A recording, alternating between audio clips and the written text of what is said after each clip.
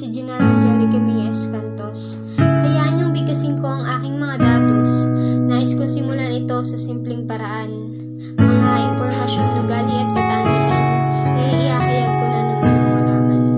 Ikalimang anak na babae na aking mga magulang, sina Angelita at Damian. Habang tinataha ko ang aking nakasanayan, kasabay nito ay ang pagbabago, ang paglago. 18 taong gulang,